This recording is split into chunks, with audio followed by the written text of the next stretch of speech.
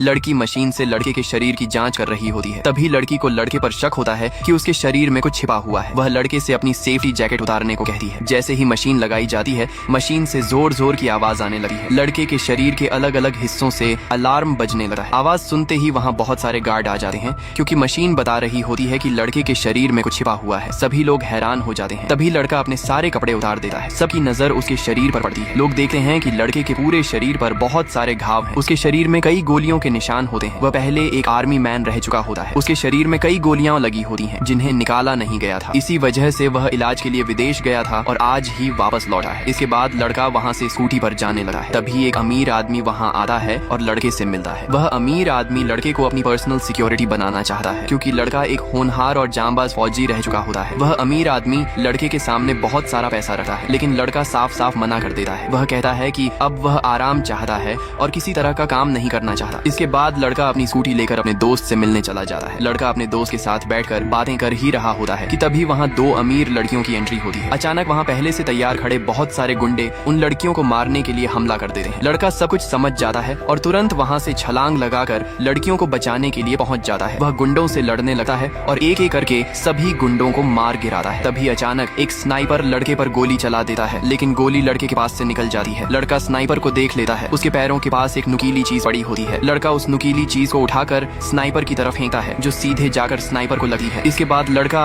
उन दोनों लड़कियों के पास जाता है और उनमें से एक लड़की का जूता निकालने लगता है। लड़की को लगता है कि लड़का उसके साथ बदतमीजी कर रहा है, इसलिए वह वहाँ से गुस्से में अपने पिता के पास चली जाती है। फिर लड़के को वहाँ बुलवाया जाता है और उससे सवाल किए जाते हैं। तब लड़का लड़की के जूते के अंदर से एक जीपीएस निकालकर सबको दिखाता है। वह बताता है कि इसी जीपीएस के जरिए लड़की को ट्रैक किया जा रहा था और उसी वजह से उस पर हमला हुआ था। लड़के की यह समझदारी और बहादुरी देखकर वहाँ मौजूद सभी लोग उसके टैलेंट से हैरान रह जाते हैं।